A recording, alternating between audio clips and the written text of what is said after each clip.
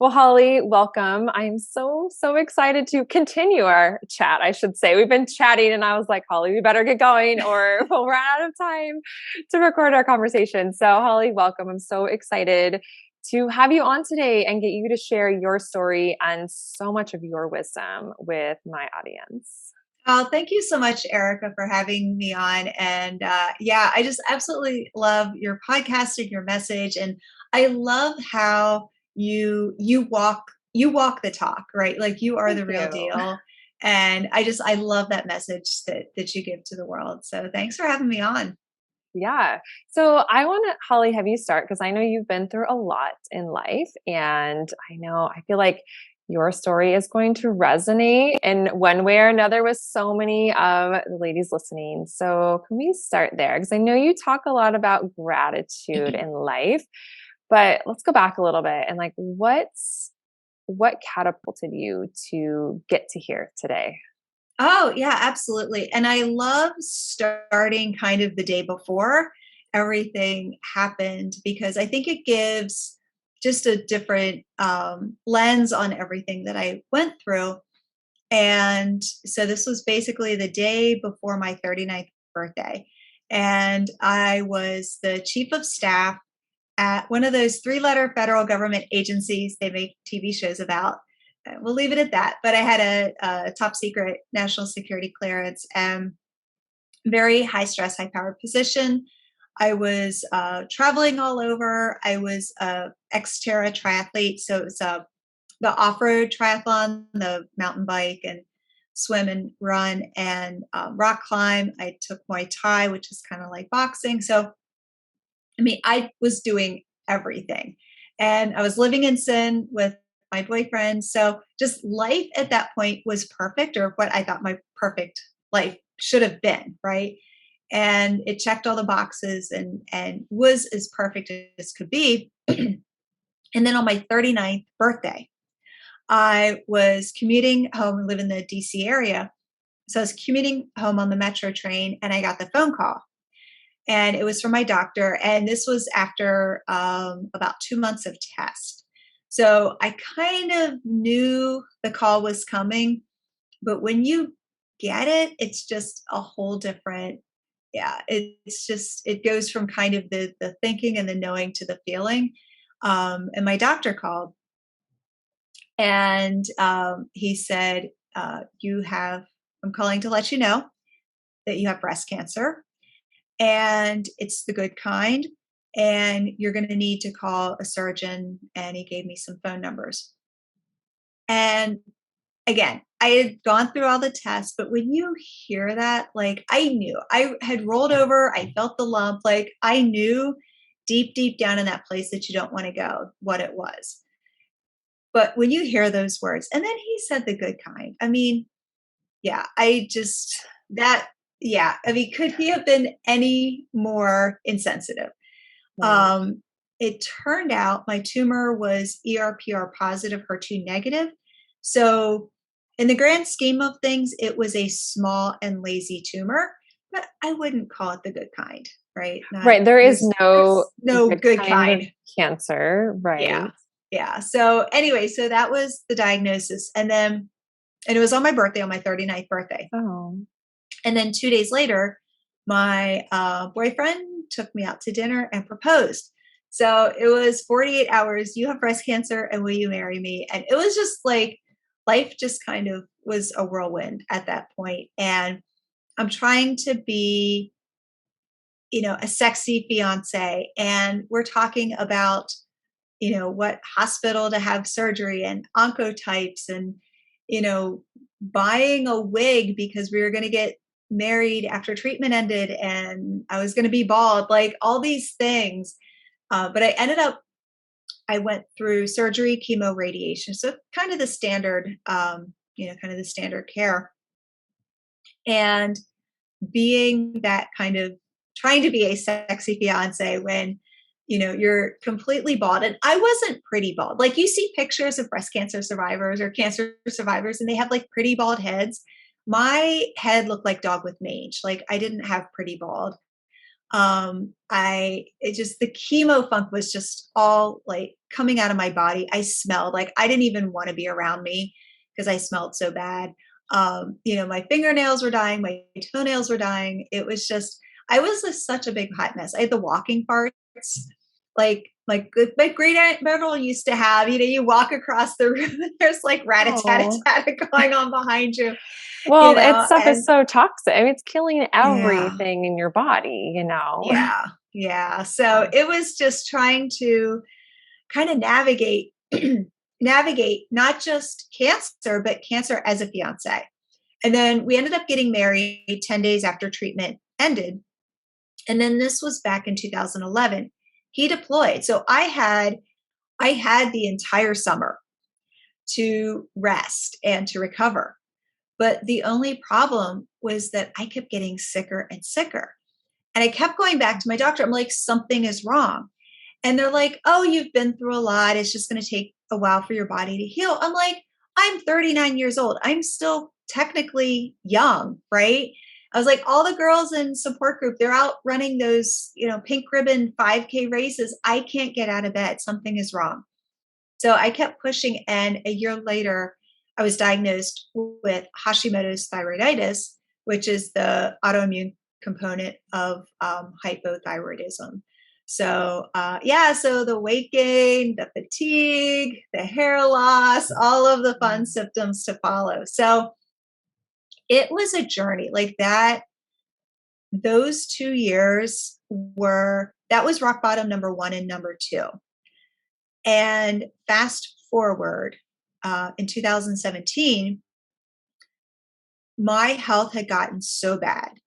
The fatigue was, it was bone crushing. Like I would go to work and pray driving home that, I didn't fall asleep at the wheel. Like it was bone crushing fatigue and migraines and IBS, like I called them space shuttle launches, just, pushing the chair back at my office and running to the bathroom. And everyone kind of knew what Mm. was going on and they stayed out of my way. They're like, oh, we don't want disaster pants over here.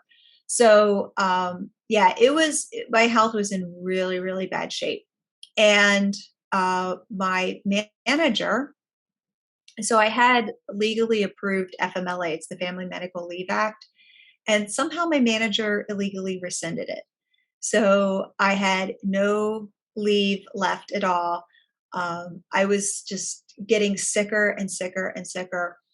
And, my husband and I had to really make some hard decisions to, we live in a metro area and our income was going to be cut in half. Like, how do you decide between your health and, paying your mortgage, right? Like, how do you do that? And it was a lot of tears, a lot of arguments, but we decided that my health came first, fortunately. Yeah, well, if And we don't have our health, then right, there's what nothing else? left. Yeah. It was a hard decision to make. And, we looked at a lot of different options, but the options were limited at that point. And I remember being at work and it was one of the last days that I was there. And just being like, I remember being in this stairwell and it was just one of those ugly cries. Like, I had hit rock bottom number one with breast cancer and number two with, the autoimmune diagnosis. And I don't know, I guess I'm an overachiever. Like I had to hit rock bottom 3 times before my wake up call. But just being in that place of just ugly tears and that just the heaving cry, that cry of rock bottom desperation.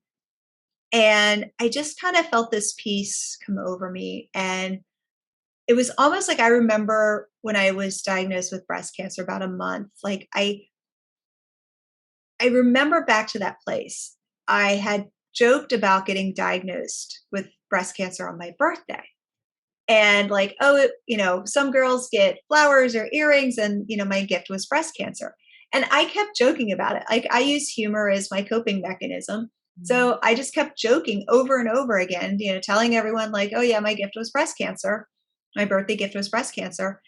And at one point, I was like, huh, this actually is a gift. And I didn't know what that meant, but I just had a peace that came over me, that just this knowingness that this is a gift. And I had no idea at that time what it meant.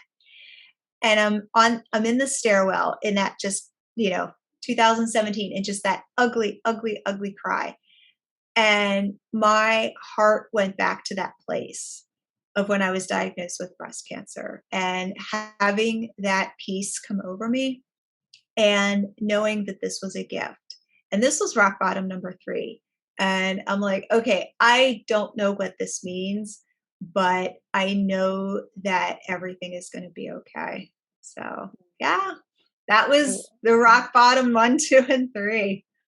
I mean, I don't love that you had to go through all that, but I love hearing that, of just that knowing, right? I've had that experience too. And I think so many times we can easily get wrapped into, I mean, even if it's not health thing, just life stuff. But again, I love talking about health stuff here, right? So we can think like, oh gosh, this is like, I'm doomed. This is my diagnosis. And I think so many times that word diagnosis, we have to reframe it and remind ourselves it's a symptom of something going in our body. And hey, maybe it is that. Maybe it is a wake up call, because it's time to change something in your life, or lots of things in your life for that matter, right? It's going to be different for different people. And for some people, like you, it's cancer. And for others, maybe it is Hashimoto's. It's, for me, mold was my big rock bottom moment. Everyone has something different.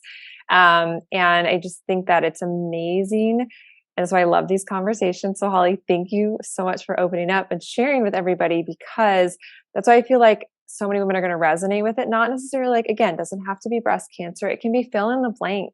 It Right. doesn't matter, but it's something that can get you to be like, you have that feeling of like, I need to change something. And for those of you listening, if you have that feeling, like you have the power to start to shift it. So Holly, can we talk about that? Like, what got you from Yes. that moment of feeling that sense of like, it's all going to be okay?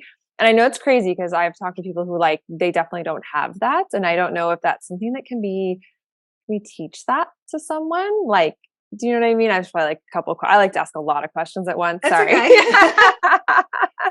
So I guess, can you kind of go into what got you from that moment of like, it's all going to be okay, to, you know, this all the gratitude conversation that you have today? Like, let's segue into that, because I definitely want to get into the gratitude conversation. Yeah, absolutely. And I'm glad you asked that, Erica. So when I was growing up, so my mother actually, when she was pregnant with me, my mother was diagnosed with Addison's disease. So the doctors, this was early 70s. The doctors, I mean, they don't know anything today about Addison's. It's so rare. But back then, no internet, right? They didn't know anything. So they were like, oh, you're not going to live past the age of 30. You're not going to, you're not going to carry to term, like all these things they told her. And obviously, I'm here. She actually lived to 73, I think 73, 74 when she passed. So she lived a very full and active life. And, but her life mantra was, it builds fortitude. And when I got sick, I, I heard her say that almost every day of my life. And when I got sick, I was like, it builds fortitude. Yeah, I am finally starting to realize what that meant. But it wasn't until many, many, many years later that that I really jumped into the science of gratitude, and I'll kind of go forward and then go back. Um, that I realized that it's not the tough times that build fortitude. I mean, yeah, the tough times can build fortitude, but what it really is gratitude. And gratitude, it's scientifically proven to build mental strength. And looking back and realizing how she approached her life every single day, not knowing when it was going to be her last, days that she was in good health, days that she couldn't get out of bed. And she just had this spirit and this light of gratitude about her. And once I started diving into the research, like it was like flashing lights. Like, this is it. Like, gratitude builds fortitude. And gratitude builds fortitude during those storms of life, regardless of what those storms are. And yeah, so that's kind of how I kind of got into the gratitude piece of it.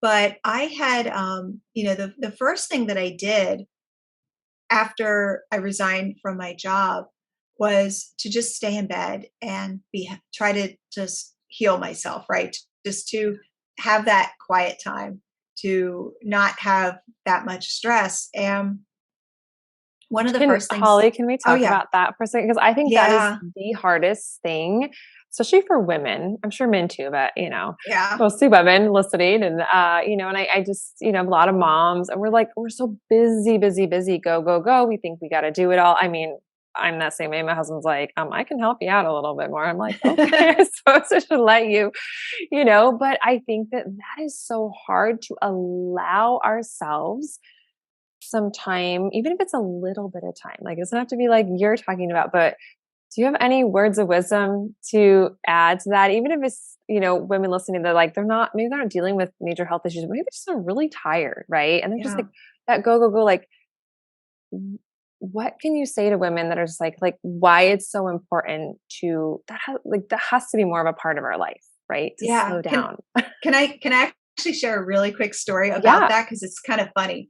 So right before I resigned, and I was in that place of working the late hours and having my health hit rock bottom, for the third time. And I remember after dinner running downstairs to draw the bath.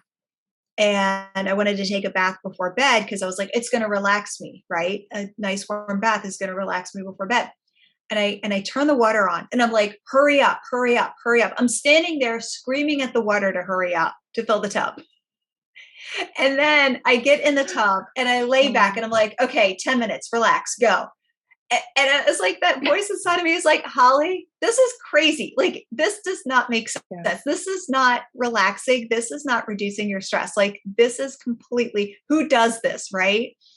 And no I think we wonder, all do, though, Holly. I mean, I think we I all know. do in certain moments. You're like, just whatever it is, because we all have so much stuff on our Yeah. minds. And it really has to become a practice for us Yeah. to slow down. And it is so amazing. I've talked about this before, but just to remind everybody, like it's such a practice to be more mindful, to be more Yes. present. And we think we're going to be less productive, but actually the opposite happens. We actually become so much more productive because we start to live our life more in alignment with what is really important to us. Yeah. Like, that's what I Yeah. have discovered. I'm sure Oh, you've yeah. discovered the same Absolutely. thing. Absolutely. So, yeah. So, after I just kind of like was in that quiet space, I ended up becoming a certified health coach because wanted to take, I wanted to find a way to, and I don't even want to say heal myself, but just make myself better. Like, rock bottom is not acceptable. Rock bottom with your health is not an acceptable place to be.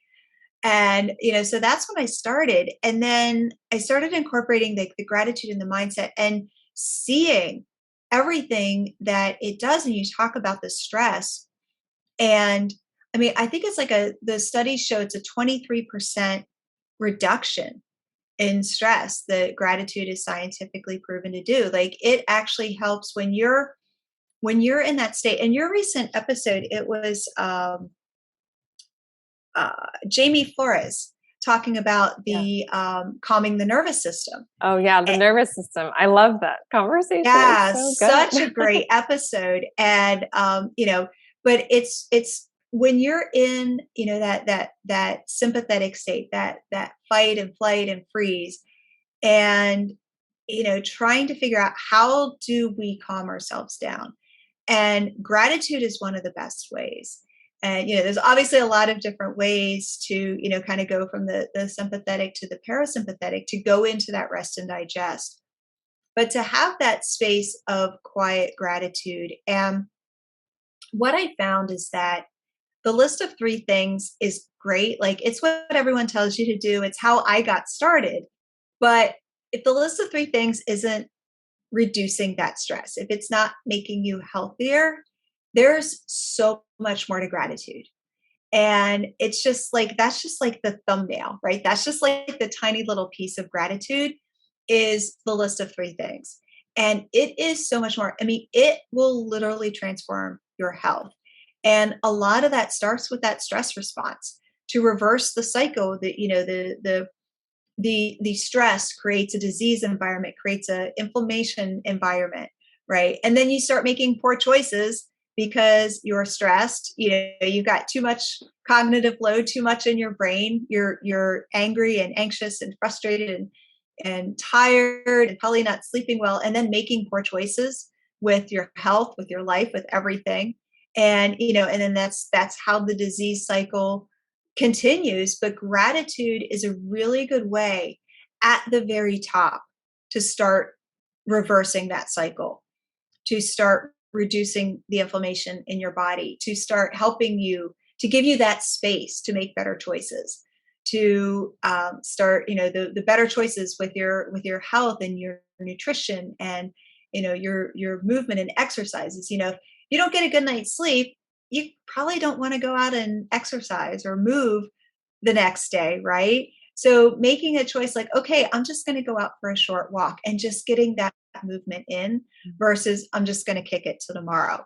And, things like, oh, I'm stressed, and, going from I'm just going to have a pizza to actually eating healthy, grabbing something that's good for you. So gratitude helps to reverse that cycle, to start making better decisions for yourself, for your health, for your life, to reduce that inflammation, to reduce that disease state. And that is, so many people, it's just, they kind of just throw it around like, oh, gratitude, right? It's just like such an easy word to just throw around. But it is so powerful when you actually understand how it works in your body, how it works in your brain, how it completely changes, the chemistry in your body, how it turns on your happy hormones, right? Mhm. And just you become a totally different person when you experience gratitude from the inside out. Oh, I love gratitude. I think it's so, so awesome. I try to get my kids to be more aware of it. And I think that's such a big part of it too, is when we have a gratitude practice, it gets us to slow down just enough that we are doing a little more reflection on our life, right? It's incredible. Okay, you said something that I wanted to definitely make sure we circle back. You said, okay, Okay. when you have that list of 3 things, right? It's kind of a common practice. Like, what's your top 3 things you're grateful for today? Okay, but you said when that doesn't work for someone, okay, what do we do if that doesn't work? Yeah. So what's interesting, and the women that I work with are similar backgrounds to kind of what I went through and have health challenges. But what I found is that what I see with them kind of mirrors what I see everywhere. And the women that join my community, I do a little poll. 75% say that they can't get gratitude to work, or they're not deserving of gratitude, or they tried gratitude, it just doesn't work. So that really had me like, okay, why is that? Why doesn't gratitude work? And what can we do about it? Because that's unacceptable. There are 8 billion people on the planet, and every single one should be practicing gratitude, right? Or can practice gratitude, I should say. It's free, it is out there. But what happens is that it almost becomes like a treadmill, right? And I'm sure you probably see this with nutrition and fitness as well with your clients. And it's like the treadmill, like, okay, I'm going to make a list of 3 things, and then you make a list and you feel good like in that moment, and then something bad happens or something negative happens, or even just turning on the news or getting on Facebook, right? And you're kind of bombarded with all this negativity, and then you kind of forget about it. And then you're like, oh, yeah, I got to go make that list of 3 things. And then it becomes a to do list versus an actual gratitude list. And that transformation isn't there. And the other thing that I see, and again, this is across the board, is it's almost like I'll get a little gross. So, when your sink is clogged, like your bathroom sink, right? And so you turn the water off, you brush in your teeth, and then you turn the water on, and you're like, you spit, and there's like, because it's filling up with water. So now there's like, that that toothpaste spit that's kind of floating on the top. And then, usually like, a piece of gunk from the pipe pops up. So there's like gunky, sludgy stuff now too. So we're having a little sludge party in the sink, right? Because it's so stopped up. And that's kind of like our emotions, right? Like you get to that space that there's so much going on, whether the stress or the negativity or health challenges or financial problems or relationship problems or whatever it might be. And you kind of get in that state where there's so much emotional sludge that you're like, okay, do I really want that greeting me every day? But it is. Mhm.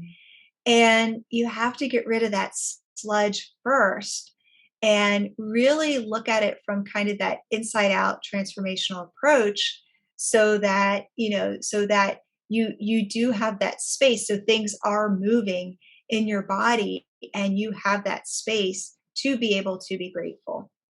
Yeah, I think the key word there was finding space, which Yeah. goes back to like slowing it down and things like that. And I think too, also to just, if I can chime in one thing on top of this, is Yeah. like just to remind everyone that our brain tends to gravitate towards negative. And when Yes. you actually just know that piece of information, that's why I love educating women. When we just know more about how our body works and how the brain works, and you can be like, oh, okay, so my brain tends to gravitate towards the negative. So get off of social media. Stop watching Yes. them, like stop feeding it the things that are wanting to feed that negative wiring. And then we'll start to calm that negative wiring in the brain. It starts to calm down. Then you are finding some space there. So that's like one, I mean, I think that's some of the easiest stuff to do, right? Yeah. And I think we can easily get caught up in that if we aren't aware of it. So we have to even just be aware that we even do it. And I think so many times in the beginning, because there's a good gazillion things going on in our life, right? We're trying to do it all, and we are stressed. That I think so many times we don't know how stressed we are until we start to slow down. I mean, I know that's my story, and I would Hmm. say, not really a stressful life, but when you're doing all the things, like you said, checking all the boxes, it is still stressful when you aren't prioritizing the right things in a sense. And the thoughts are so huge on that. So, Yeah. Yeah. as far And as oh, go ahead. oh, so I was gonna say there was one more thing too that I'd like to Mhm. touch on that.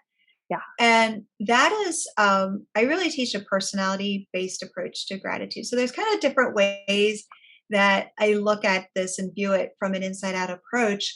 And one of that is a personality based approach because, kind of everyone tells you, again, that's how I started, make a list of three things. Well, again, it's a list and most people aren't list makers. So we all have different ways that make us tick.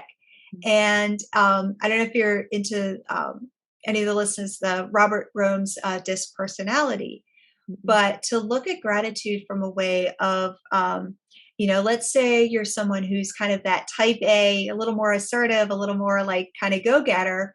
You're going to be the one that is going to just take more of like a powerful approach to gratitude, like that attitude of gratitude, right? And to, kind of make it a game and have fun with it and be competitive with yourself to, maybe go around the table at dinner time and, find different ways to get started from an approach of, this is going to fit my personality, that I'm a little more type A. There's individuals who are more heart centered and they can approach gratitude from a way of, let's just think of one thing that I'm grateful for and just go really, really deep on that one thing. Who, what, where, why, when, how, just on that one thing. And just really sit and be quiet and just feel that gratitude in my heart. Individuals who are a little more like the life of the party, they're a little more animated, right? They may want to share their gratitudes with their friends and, text back and forth with their friends and share their gratitudes on social media and have it be more of kind of a party, right? Versus just, again. And then you've got your list makers who actually want to make a list of, you know of three things they're grateful for, and they like to journal and, to do it that way. So I actually have a quiz that I kind of go through all the different personalities. which is a lot of fun because, okay, you're like, all I've ever heard is the three things I'm grateful for. Mhm. Like, there's other ways to be grateful, really? And Yes. wait, I can do it in a way that fits my Yeah. personality that I'm actually going to love. So I love teaching gratitude just from, kind of that place of we don't have to look at it the same way that everyone else does. I love that. I love that so much because I feel like I'm always trying to speak that with like the movement side. It's like it doesn't have to be, we have to like take ourselves out of the box. Yeah. And we are all each unique individuals, or like, oh, meditation. That's what it was. It came to me for a second. I was like, so I feel like meditation, for example, it's like we think we have to have the visual of like sitting down and crossing our legs and meditation, depending on your personality. Like for me, forever, it's been movement. It really has been a form of meditation for me. Some people like to sit down in that full meditative state, and other people, So I think I love what you just said because I think it is so much of we have to get ourselves out of the box.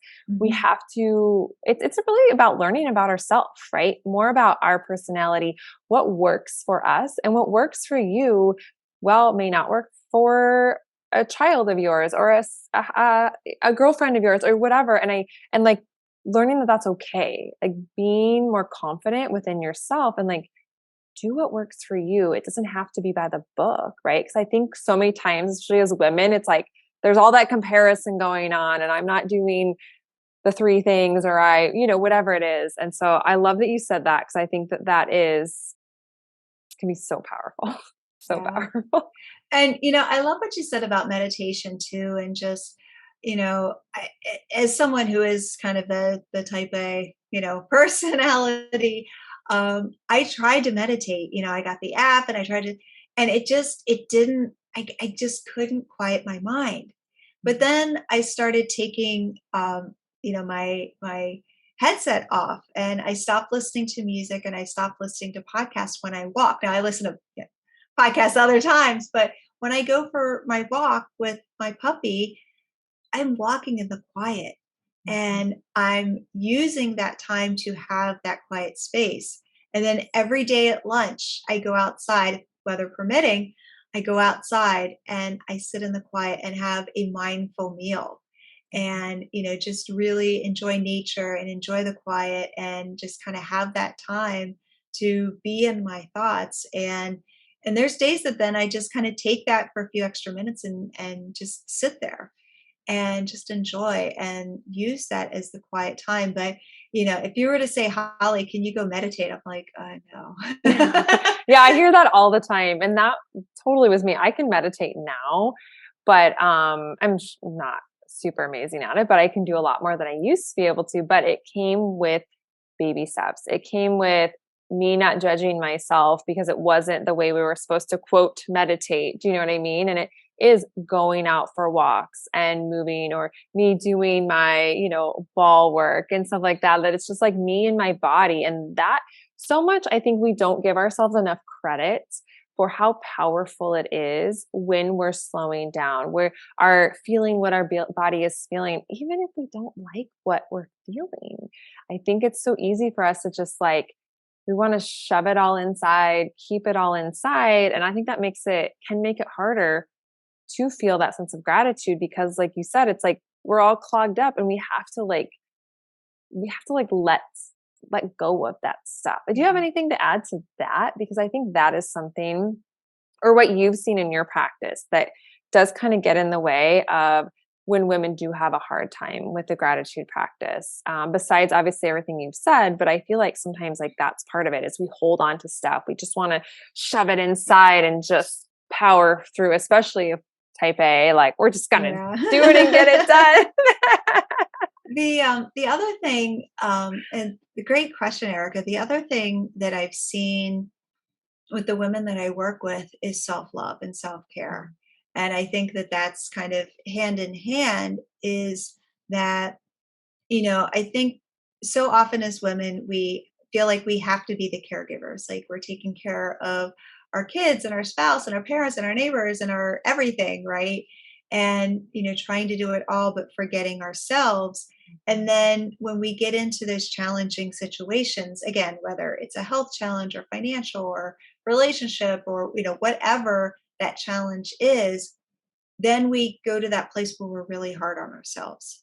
Mhm. And if that compounds over time, that that self-love and that self-care, well, the self-care usually goes first, right?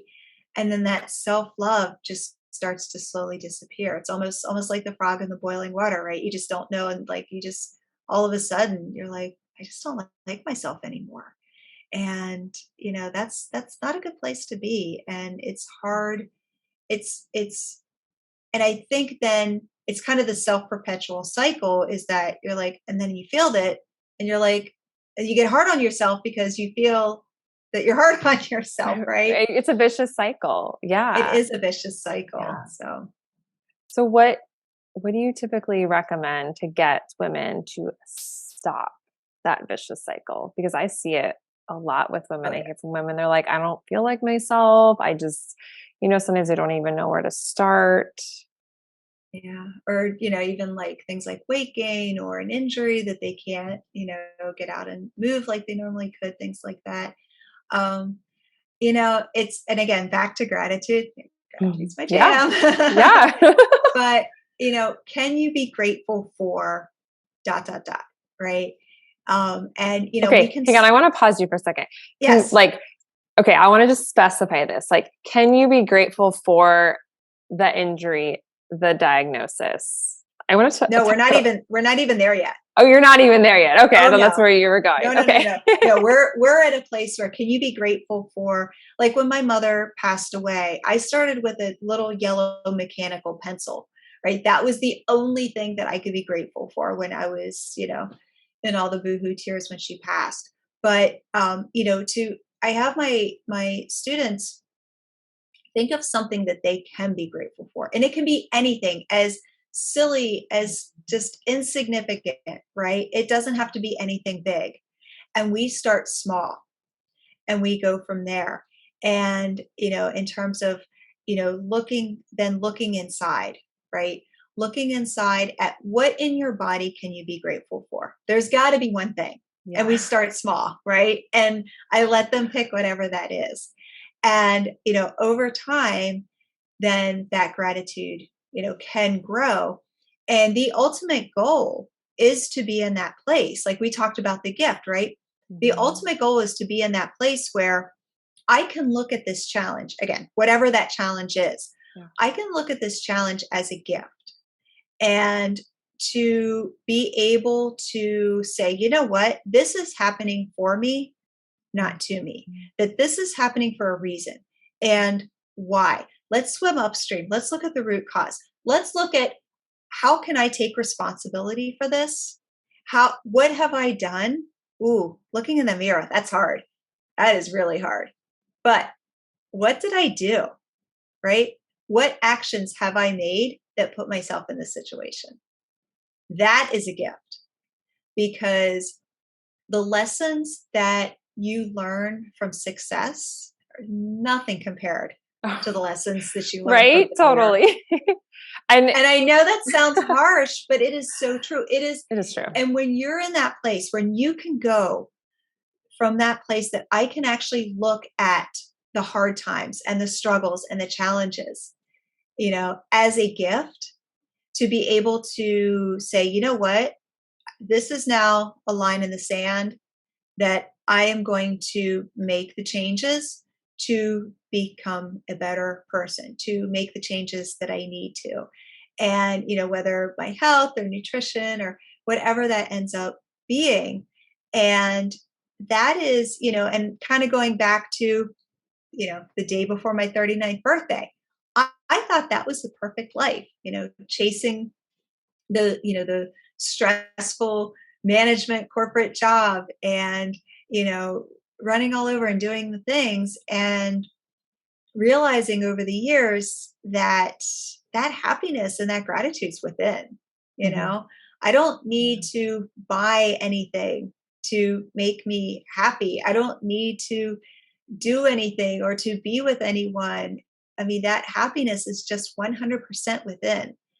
And, and that is the gift.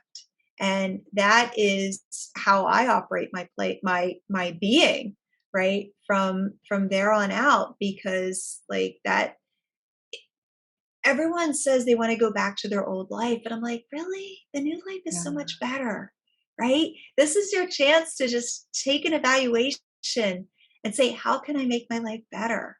Mhm.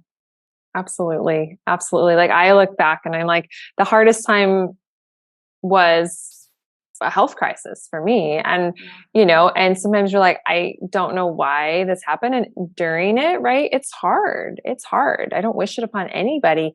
But at the same time, and my husband and I have talked about this, like as hard as it was the most stress we ever had on a relationship too. But we both agree that we're grateful for it because it really forced both of us to grow so much as individuals and our relationship. And obviously it made me healthier than I was before, even though I was like a healthy person. I've been in the health industry for a long time, but there was when a piece of the puzzle that clearly needed to be fixed.